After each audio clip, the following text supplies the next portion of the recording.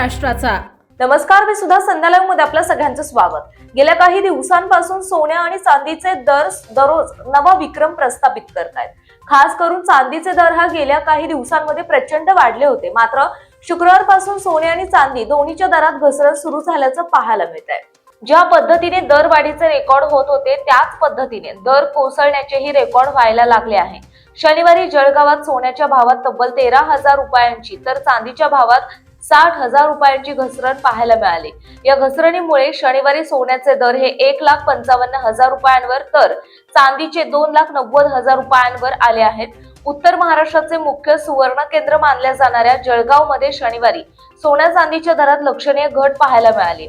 GST सह सोन्याचे भाव 1,59,650 रुपये प्रति 10 ग्रॅमवर पोहोचले, तर दुसरीकडे चांदीच्या दरातही मोठी घट होऊन जीएसटी सह चांदीचा भाव 2,98,700 रुपये प्रति किलो इतका झाला आहे।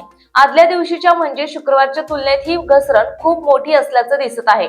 शुक्रवारच्या दरांची तुलना केली असता नागपूर सराफा बाजारात 30 जानेवारी रोजी स्टँडर्ड सोन्याचा 99.5 विक्री दर 1,74,100 रुपये होता। 22 कॅरेट सोन्यासाठी ग्राहकांना 1,61,900 रुपये मोजावे लागत होते, तर 18 कॅरेटचे दर 1,34,100 रुपये होते। चांदीच्या बाबतीत बोलायचं झालं तर शुक्रवारी चांदीचा विक्री दर हा 3,83,300 रुपये प्रति किलो इतका होता।